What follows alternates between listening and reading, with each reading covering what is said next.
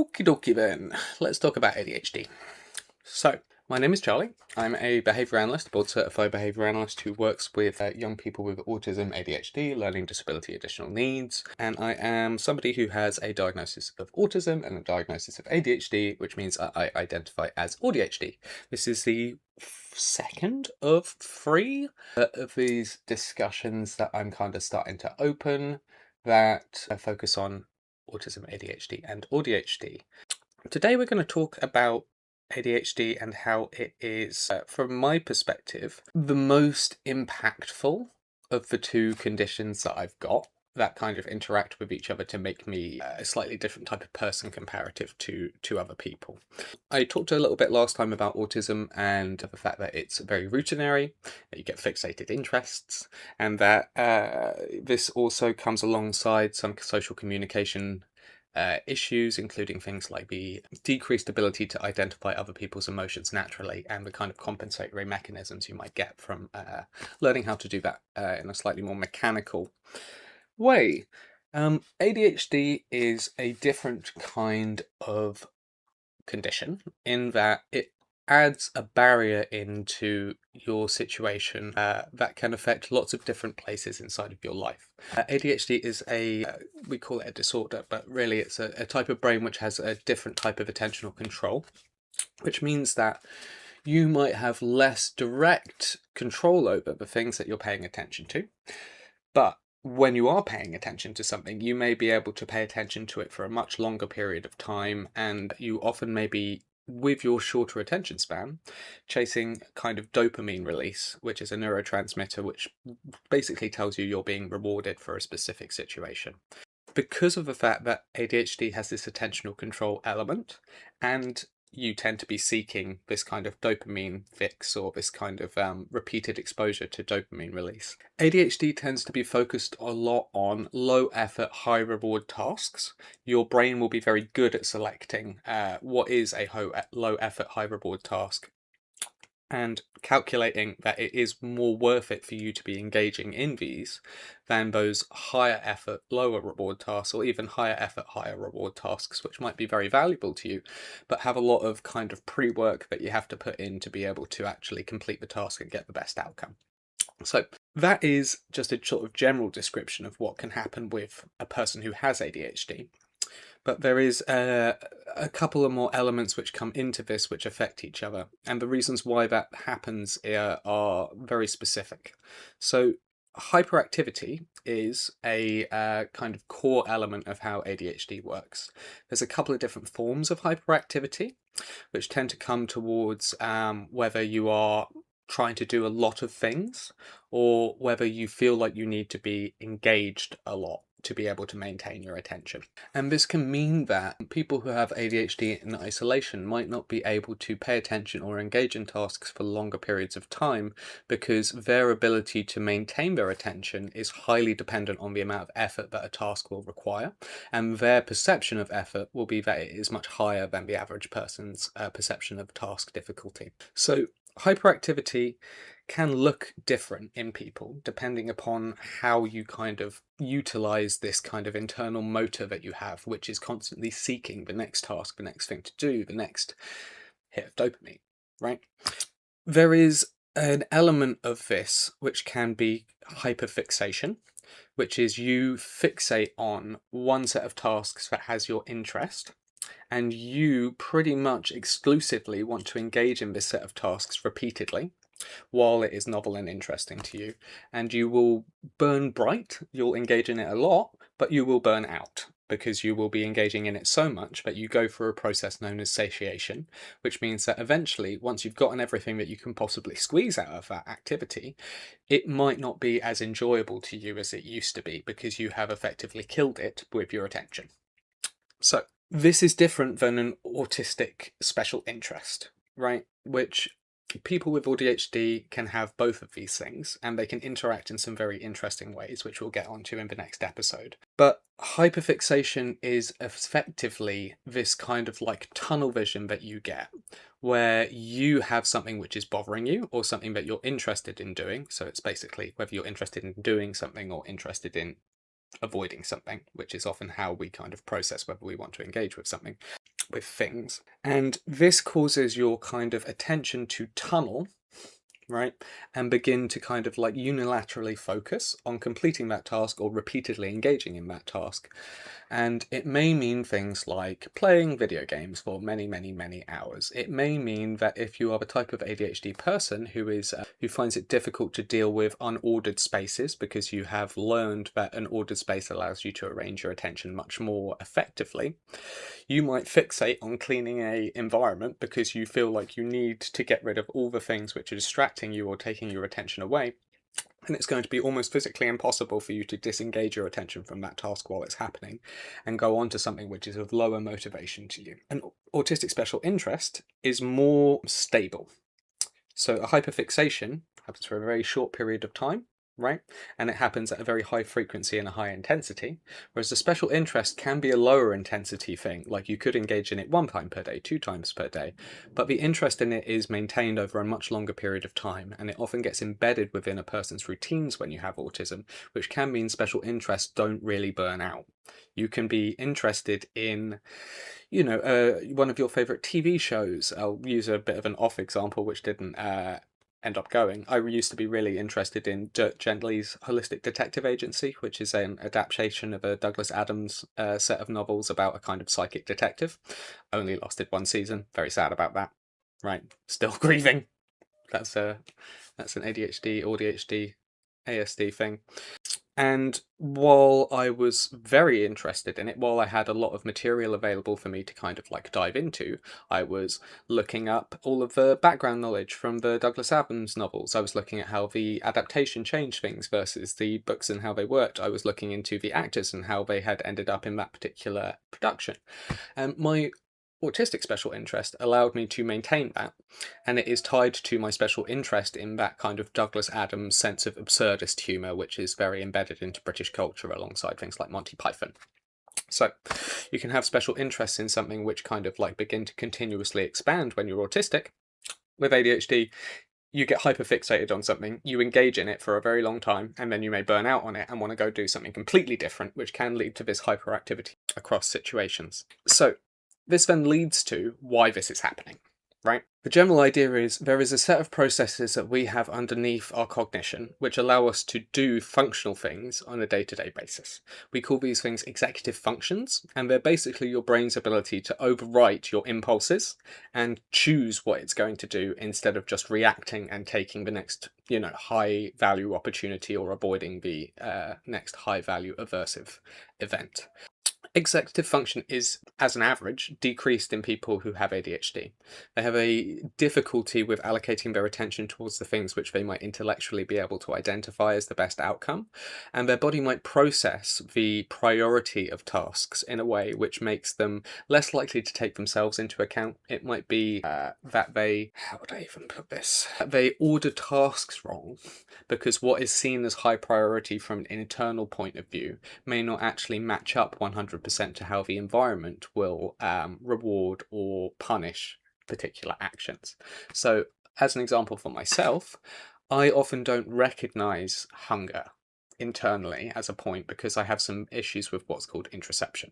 Because of this, I have to reach a level of hunger that is kind of extreme before I start feeling all of the same things that everybody else does when they're hungry.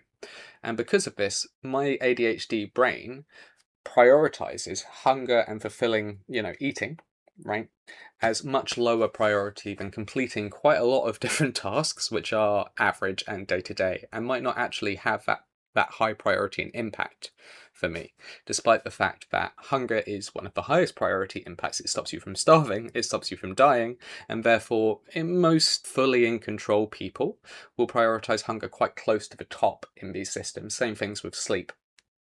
Right. It may also mean that your ability to control where your attention is going around information and things that are worrying you are much less developed. So I am medicated for my ADHD. I receive 28 pills per month of what's called lisdexamfetamine, or Elvance, which is it's an amphetamine derivative which activates the frontal lobe of my brain and helps me to be able to prioritize tasks during the daytime in a much more efficient and much more typical fashion.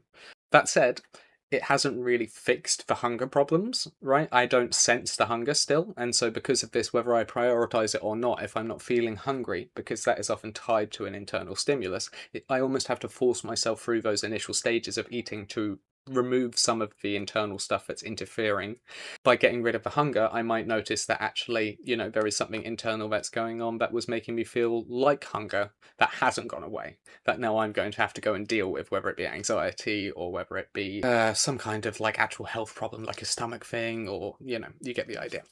So this basically means that people with ADHD can often be highly impulsive. Right. This means that you might not take the time, or rather you might not be able to take the time when you're not being treated or when you haven't learned the skill sets that you can learn inside of ADHD therapy. You might be just impulsively reacting to the things which are happening to you on a day-to-day basis, rather than actively planning out logically what the next step efficiently would be in making the most optimal outcome. And this can mean that when a person with ADHD is surprised by something which comes into an environment, this can take up so much of their attention that their entire plan goes out of the back of their head, and now they are just reacting and acting impulsively in the middle of it. So I play a lot of chess. This is something which I've been doing for the last 6 to 8 months. I'm, getting better as time is going on, but I started off quite, ADHD. And my chess club happens at the time where my medication is starting to wear off. So if I start playing chess at the beginning of the chess club, I can often hold my own and actually keep up with a lot of the better players who I'm engaging with, despite the fact that I have a lot less experience, because my autistic brain is quite good at logic-based systems, and because of this I was able to take in chess information at a rate which is beyond the average. But once my medication starts wearing off, I start making mistakes almost immediately. I stop engaging in the training systems that I have done to myself to get better at chess. Things like what is called checks, captures, and threats, which is where you're checking the checks on the king of another person versus the checks that they can do to you, the captures that you can do to another person and what their response may be in captures, and what threats there are that you can make, which may force the action of another person. This is just a way of doing higher order chess where you're trying to push the other person to take actions which might be suboptimal and lead to a worse outcome for them. Once the medication starts wearing off, I may see a move from another person and immediately react to what I think they are trying to do with that by trying to counteract it or trying to do some kind of off option, which will be a direct response to what they've just done and nothing to do with the plan that I had in my head before they made that move. So the impulsivity element of this, when you're unaware of it and not in control of it, or when you are even like me using some kind of external mechanism to be able to gain control over it, like medication, once you lose that control, it can be highly impactful on your life and it can interfere with your ability to make good decisions, and it can mean that you have a very high correlation with things like drug addiction or overuse of takeaway or junk food or any of these unhealthy behaviours that people use as coping mechanisms. A person with ADHD, because of their impulse control, because of their executive function, and because of some of how they perceive the world, they may overindulge in these things and create cycles of behaviour which are compoundingly bad. They can affect you over a much longer period of time, and especially if you're unaware of them, you can make decisions which will be lifelong, which you think are immediate in the moment decisions, such as I started smoking very young, when I was about 15, 16, and as someone who has poor attentional or impulse control, it took me a long time to stop smoking cigarettes. And the decision to engage in them was not something which I was highly planning for at that time, because I thought I was typically developing, I wasn't aware I had autism, wasn't aware I had ADHD, and so I thought I had just as much chance of being in control of this situation as the average person. Now, my siblings had no problem giving up smoking. They don't have a diagnosis of ADHD, they don't have a diagnosis of autism. My brother Harry was just able to put them down. Quick cold turkey. And this is a level of self-discipline which it was beyond me at the time where I was engaging in that particular behaviour. So, impulsivity and executive function are the primary barriers that ADHD imposes upon the person. There are reasons why these things are not actually disordered. right? Despite the fact that we call it a disorder, they're not actually disordered things. They're just different processes that are optimal inside of a different environment. And the classical way that we are beginning to talk about this is kind of farmer mentality versus hunter-gatherer mentality, where we now live in the most developed farmer world that could possibly exist at this time, right? We've developed agriculture, irrigation, all of these technologies which have allowed us to produce food through farming at such a rate that it has begun to be able to feed the world in a way which was never seen as physically possible before. All of the people who have a genetic predisposition to engage in the tasks that farming prioritizes or incentivizes do really well in the farming world. Right? Even things like going to a 9-to-5 job or having to do things at a level of regularity, which, may have been historically tied to crop rotation or, harvests and things which are intrinsic to that particular societal type, will do really well inside of this society of farmers because they will be able to maintain their attention on longer tasks. They will be able to engage in their vocation and employment. They will be able to engage with the way the education system is developed, which is also beneficial towards this kind of mentality. And the people who were in the past predisposed towards being hunter-gatherers have become defined as ADHD and been told that we are deficient for being unable to engage with the systems of society in the way that they are designed to be engaged with, because they're designed for a different type of person.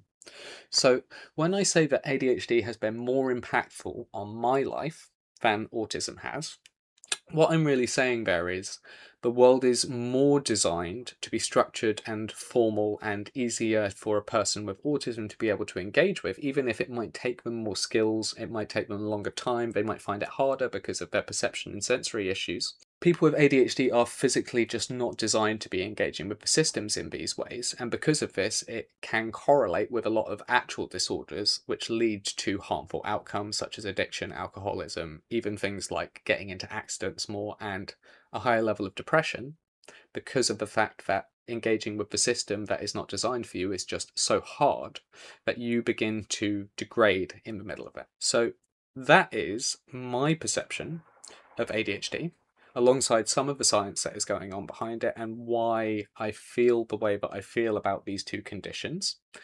Next time, we're going to talk about the interactions between the two of them in a person and how this can present in a massive amount of different ways. But I felt like this was a really interesting place to start about what difficulties people might be facing on a day-to-day basis, because if you have a diagnosis of autism, and some of the things that I've been saying inside of this discussion specifically stand out to you, you may very well also have ADHD. What I will say is, it is far more likely that you are going to get diagnosis in the opposite order, where you end up with an ADHD diagnosis first, and then afterwards you end up with a diagnosis of autism. And the reason for this is because the two disorders or conditions, right, engage with each other in kind of opposite manners, which can mask each other. So that if you have undiagnosed ADHD, and you're not receiving treatment for it, and therefore you don't have the tools to be able to manage it, and you have autism, which basically makes you want order and routine and all of these things which are not producible by a person who is being impacted heavily by ADHD, which when you have both of these conditions, it can be quite impactful internally, even if externally you may look a little bit more typically developing before you are medicated or before you receive any form of treatment. Really, what is happening is the person can be, or I was in this particular case, limiting the level of engagement that they're doing with systems that they don't fully understand because they are just fully too overwhelming for them. And when you are unaware of why those things are overwhelming for you, it can become a real challenge to actually, even try to engage with them. And so you can compensate just by disengagement, by changing your strategy for how often you engage in these things or whether you're going to just leave when they occur. So what I found was I looked a lot more ADHD before diagnosis. I received medication, which then kind of gave me the capability to order my life and be able to understand that I like order and that I like things to work in the right way. And then it became obvious that I had autism. So if that makes any sense, or if you recognize that in yourself, please reach out, ask questions, look into it. Your life can look a lot different once you know what's going on with you. You know, I learned this very late in life, and I'm sure that if I'd learned it a bit earlier, I would be even further along than I am now, and I do think that I'm doing okay. So, thank you very much for watching. I'm very interested to hear what everybody thinks about this one in particular. And please let me know any questions you have, any rebuttals, any comments, or just different experiences. Once again, we're all human, and mistakes can be made, huh? Have a wonderful rest of your day, everybody. And